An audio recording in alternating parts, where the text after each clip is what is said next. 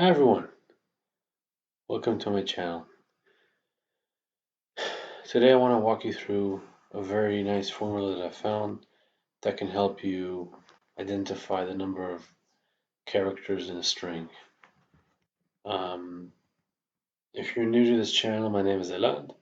I'm an Excel expert, self-proclaimed expert. Been using Excel for more than a decade.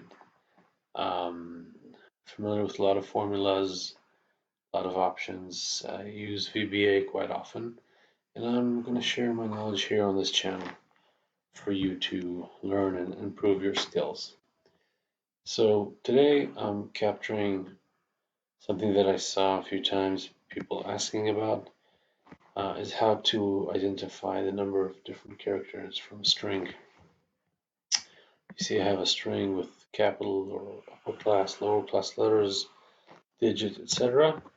And this formula actually separates the upper class letters, in this case 1, which is only A, lower class in this case, only one because it's lower class A, have two digits, 1 and 3, and the others, which is I'm just taking the length.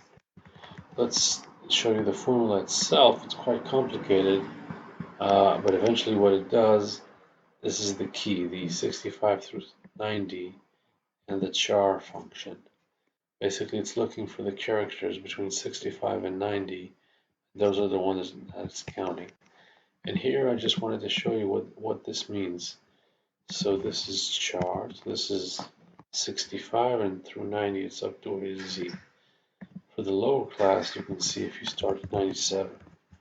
So you can use that, this starts around 33. So you can use that if you want to identify specific characteristics. Maybe you want these types of 33 through 40, etc. So this goes, I think, all the way to 255, something like that. Okay, not everything is usable. At least not for me, I guess. So you get the idea. So this is the magic formula that I found, and you can just use that, replace the numbers in between, and you get the number. And the others I'm just using length to see if anything was not found in either of them. Okay, you can see 4 times A upper class, 4 times A lower class, test, you have everything. Okay, so if you want to get this example file, just leave a comment and I'll send over the file for you for your reference.